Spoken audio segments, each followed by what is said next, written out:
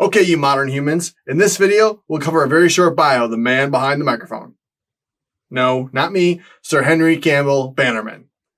This is Speaking Through the Ages, where we bring back the dead in an attempt to bring out the values, beliefs, and internal struggles of those humans that came before. We give context to and deliver historical speeches that motivated people to kill, riot, make salt, and sign papers. I'm Joseph Delisle, your novice history fan.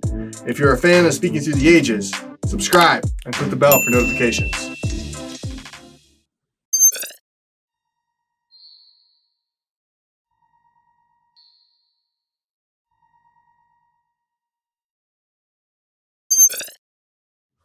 Our first speech given on this channel was Theodore Roosevelt's Doctrine of the Strenuous Life. But about 1 month before he delivered that speech, and across the Atlantic, Sir Henry Campbell-Bannerman became the leader of the Liberal Party within the House of Commons. He was born on September 7, 1836, as Henry Campbell, right after the Great Trek into South Africa started. Henry was the second oldest of 6 kids that his mother, Janet Bannerman, raised in Glasgow, Scotland. Sir James Campbell, Henry's father, worked in the clothing industry and would eventually co-found J&W Campbell & Co. with James's brother, Henry's uncle.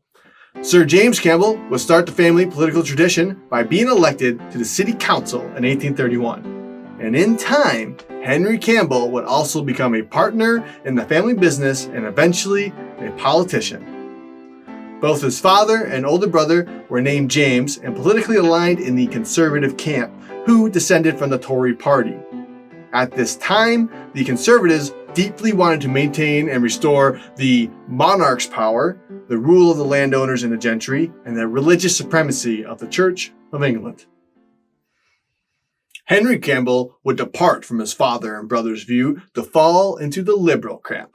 At a high level, the liberals who descended from the Whig Party were much more skeptical of the monarch and pushed for more power given to the ordinary Englishman, and wanted to strip the emphasis on the Church of England. They wanted more religious liberties, defined civil rights, free speech, and free press.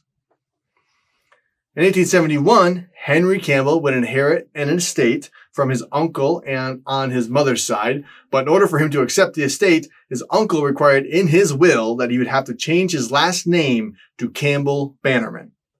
Henry hated this and informally requested his friends and peers call him CB.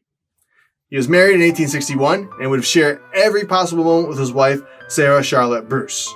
Every year, they traveled around Europe and engaged in all kinds of different cultures. They enjoyed France most of all.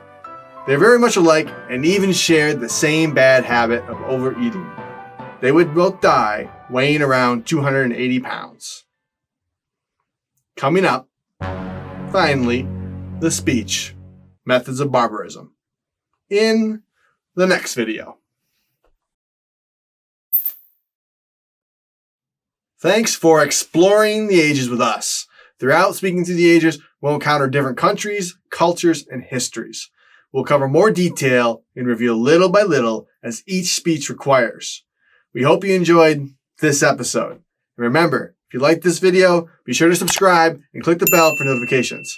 Or leave comments correcting the errors, exaggerations, or perfunctory explanations this novice history fan gets wrong. Or do both. See you next time, where the dead teach.